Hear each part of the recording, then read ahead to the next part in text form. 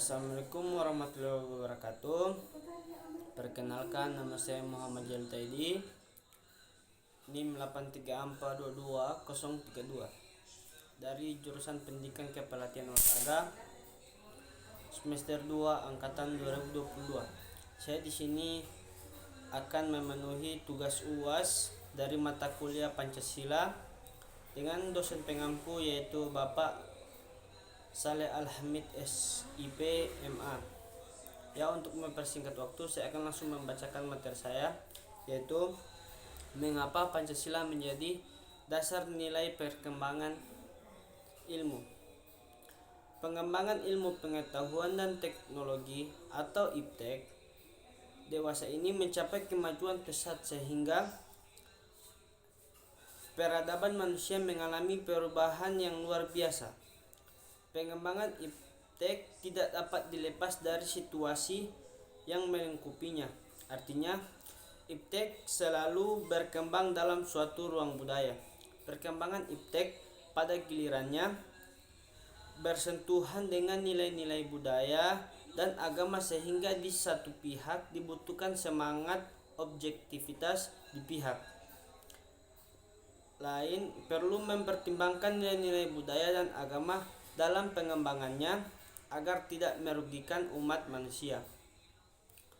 Bagian A, Pancasila sebagai dasar nilai perkembangan ilmu. Pertama, pluralitas nilai yang berkembang dalam kehidupan bangsa Indonesia dewasa ini seiring dengan kemajuan IPTEK menimbulkan perubahan dalam cara pandang manusia tentang kehidupan. Kedua, dampak negatif yang ditimbulkan kemajuan IPTEK terhadap lingkungan berada dalam titik nadir yang membahayakan eksistensi hidup manusia di masa yang akan datang. Ketiga, perkembangan IPTEK yang didominasi negara-negara barat dengan politik global ikut mengancam nilai-nilai khas dalam kehidupan bangsa Indonesia seperti spiritualitas, gotong royong, solidaritas, musyawarah, dan cita rasa keadilan. Bagian B, menanya alasan diperlukannya Pancasila sebagai nilai perkembangan ilmu. Pertama, kerusakan lingkungan yang ditimbulkan oleh IPTEK baik dengan dalih percepatan pembangunan daerah tertinggal maupun upaya peningkatan kesejahteraan masyarakat perlu mendapat perhatian yang serius.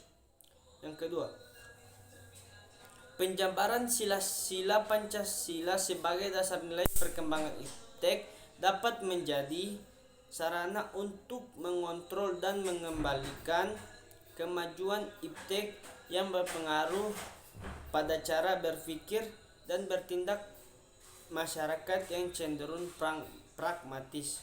Yang ketiga, nilai-nilai kearifan lokal yang menjadi kehidupan di berbagai daerah mulai digantikan dengan gaya global seperti budaya gotong royong digantikan dengan individualis yang tidak patuh membayar pajak dan hanya menjadi free rider di negara ini. Sikap bersahaja digantikan dengan gaya.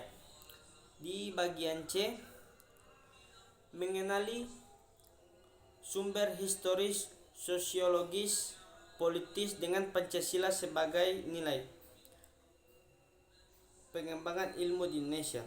Yang pertama, mencerdaskan kehidupan bangsa-bangsa mengacu pada pengembangan IPTEK melalui pendidikan.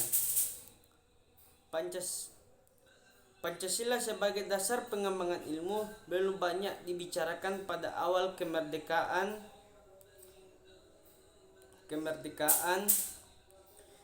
Pancasila sebagai dasar nilai pengembangan IPTEK dapat ditemukan pada sikap masyarakat yang sangat memperhatikan dimensi ketuhanan dan kemanusiaan sehingga manakala IPTEK tidak sejalan dengan nilai ketuhanan dan kemanusiaan akan terjadi penolakan. Contohnya seperti penolakan masyarakat atas rencana pembangunan pusat pembangkit listrik tenaga nuklir di Semenanjung Muria beberapa tahun lalu.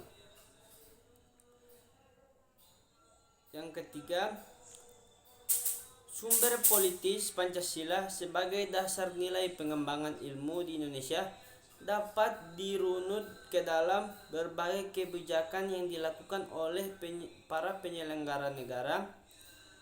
Dokumen pada masa Orde Lama yang meletakkan Pancasila sebagai dasar nilai pengembangan atau orientasi ilmu antara lain dapat dilihat dari pidato Soekarno ketika menerima gelaran Dr. Honoris Causa di UGM pada 19 September 1951. Di bagian D, yaitu membangun argumen tentang dinamika dan tantangan Pancasila sebagai dasar nilai pengembangan ilmu. Yang pertama, argumen tentang dinamika Pancasila sebagai pengembangan ilmu. Pancasila sebagai pengembangan ilmu belum dibicarakan secara eksplisit oleh para penyelenggara negara sejak Orde Lama sampai era reformasi. Para penyelenggara negara pada umumnya hanya menyinggung masalah pentingnya berkaitan antara pengembangan ilmu dan dimensi kemanusiaan atau humanis. Yang kedua, argumen tentang Pancasila sebagai dasar pengembangan ilmu. Di bagian A, yaitu kapitalisme. Kapitalisme yang sebagai menguasai perekonomian dunia termasuk Indonesia. Akibatnya, ruang bagi penerapan nilai-nilai Pancasila sebagai dasar pengembangan ilmu menjadi terbatas. Di bagian B, globalisasi yang menyebabkan lemahnya daya saing bangsa Indonesia dalam pengembangan iptek sehingga Indonesia lebih berkedudukan sebagai konsumen daripada produsen dibandingkan dengan negara lain. Di bagian C, yaitu konsumerisme. Konsumerisme menyebabkan negara Indonesia menjadi pasar bagi produk teknologi negara lain yang lebih maju ipteknya. Bagian D, yaitu pragmatisme. Pragmatisme yang berorientasi pada 3 ciri, yaitu workability atau keberhasilan. Yang kedua, certification, kepuasan, dan result, hasil. Mewarnai perilaku kehidupan sebagai besar masyarakat Indonesia. Di bagian E, yaitu mendeskripsikan esensi dan urgensi Pancasila sebagai nilai pengembangan ilmu untuk masa depan. Yang pertama, esensi Pancasila sebagai dasar nilai pengembangan ilmu. Sila pertama, ketuhanan yang Maha Esa memberikan kesadaran bahwa manusia hidup di dunia ibarat sedang menempuh ujian, dan hasil ujian akan menentukan kehidupannya yang abadi di akhirat nanti. Salah satu ujiannya adalah manusia diperintahkan oleh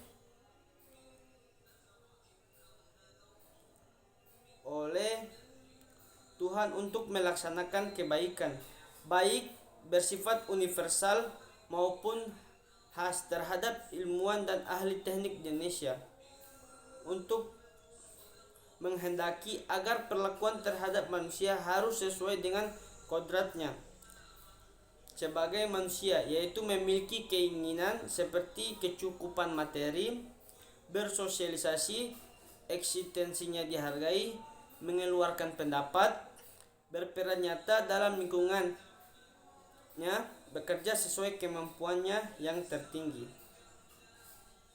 Sila ketiga, Persatuan Indonesia memberikan landasan esensial bagi kelangsungan negara Kesatuan Republik Indonesia atau NKRI.